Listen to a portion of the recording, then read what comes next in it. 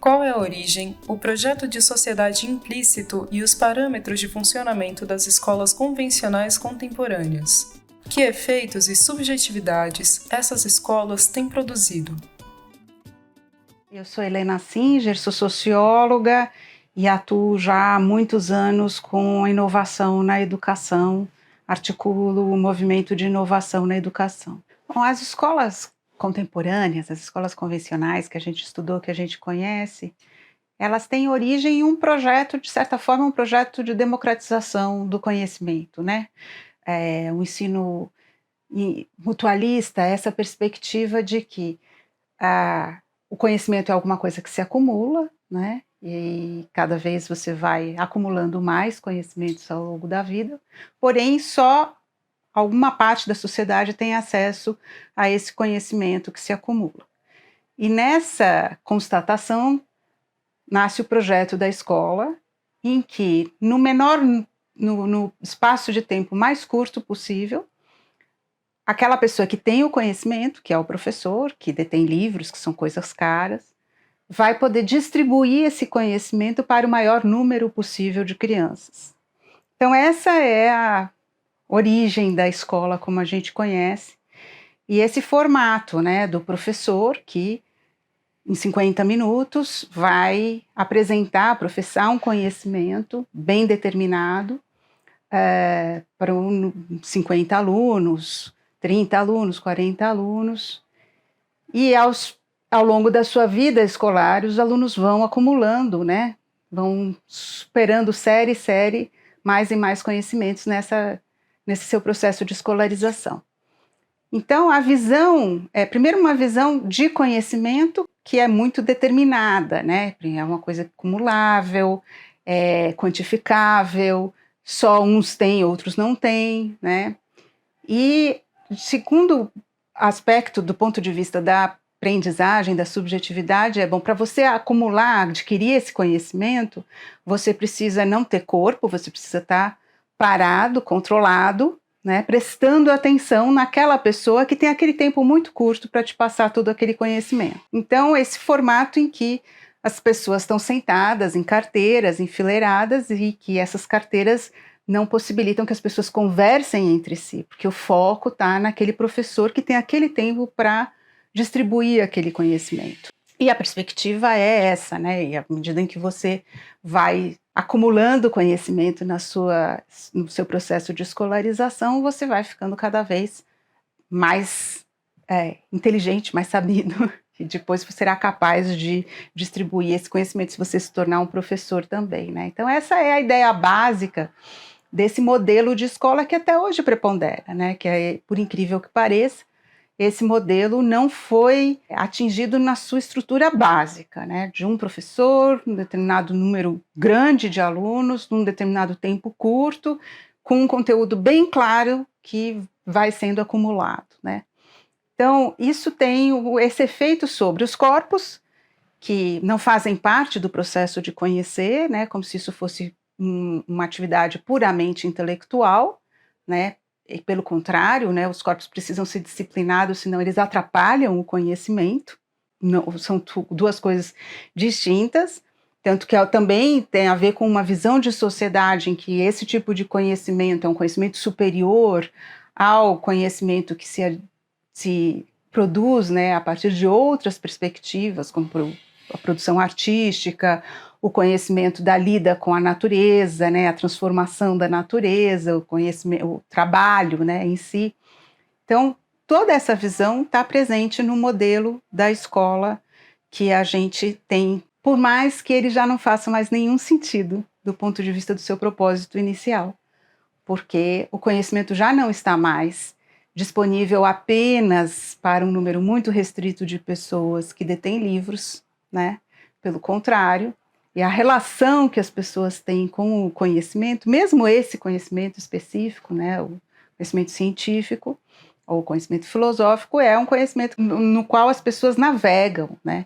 E as pessoas produzem novos conhecimentos no diálogo, na exploração das informações, né, participando dos debates, organizando conversas, né, criticando a arte, né, Então, hoje em dia, isso está muito mais distribuído e a forma da gente lidar com isso é muito mais numa perspectiva de navegação do que de acúmulo. E, no entanto, o formato da escola permanece, né, muito mais por uma convenção mesmo, daí a perspectiva de uma escola convencional, a forma como a gente estudou, os nossos pais, nossos avós, e que constituiu na gente a visão de que só assim é possível aprender, que esse é o formato necessário, que todos têm que passar por isso, e a gente não conseguiu ainda desmontar isso na nossa sociedade. Olá, meu nome é Beatriz de Paula Souza e eu coordeno o Serviço de Orientação à Queixa Escolar do Instituto de Psicologia da USP. Nesse serviço, nos atendimentos, há muito tempo que a gente se depara com a questão dos problemas do modo de funcionamento cotidiano das escolas, tal qual a gente está acostumado com elas, as escolas convencionais.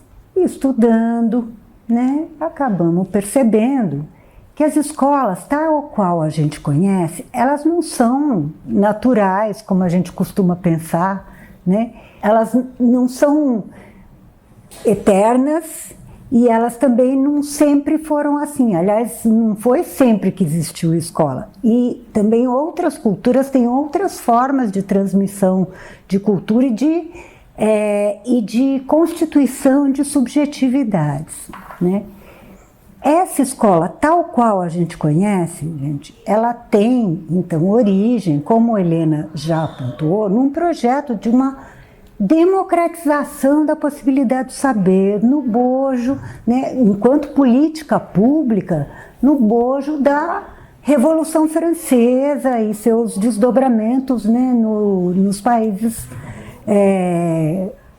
contemporâneos, na contemporaneidade, e ela era central nesse projeto de uma nova sociedade com fraternidade, igualdade, liberdade, esse sonho. Logo nos momentos inaugurais, como nos ensina a professora Marilena Souza Pato, a escola ia ter um papel central, porque ela ia dar a igualdade de oportunidades. Ia ser igualzinha para... A ideia era que ela atingisse a totalidade dos cidadãos, e desse um ensino igualzinho para todo mundo. Bom, essa era a ideia inicial. Só que a gente sabe que esse projeto aí não se firmou, que as brigas de poder foram acontecendo, as disputas, e instaurou-se com toda a força aí o projeto capitalista, e a escola, gente, mudou de função. Ela virou formadora de mão de obra para as empresas da época, tal qual era o jeito delas funcionarem. Um jeito muito interessante da gente perceber isso é, por exemplo, assistindo o Tempos Modernos, o filme do Chaplin, que vocês encontram com muita facilidade, Ele mostra, umas cenas de fábrica, mas se você assistir aquilo pensando que é uma escola, vocês vão reconhecer direitinho os funcionamentos, gente.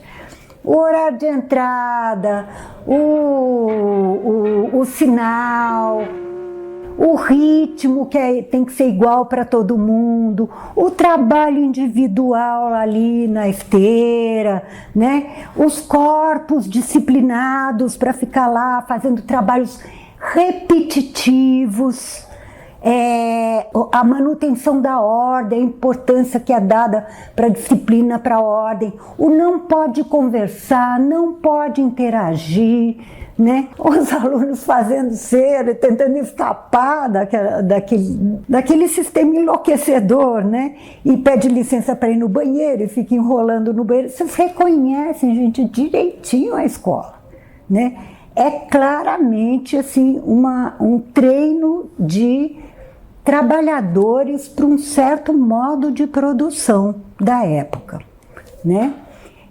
E é isso que predomina até hoje nas nossas escolas, gente.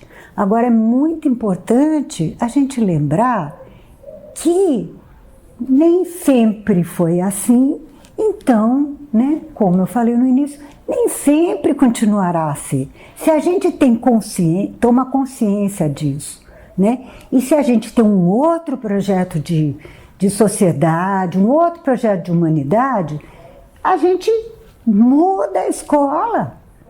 E existem já muitas escolas que estão fazendo diferente.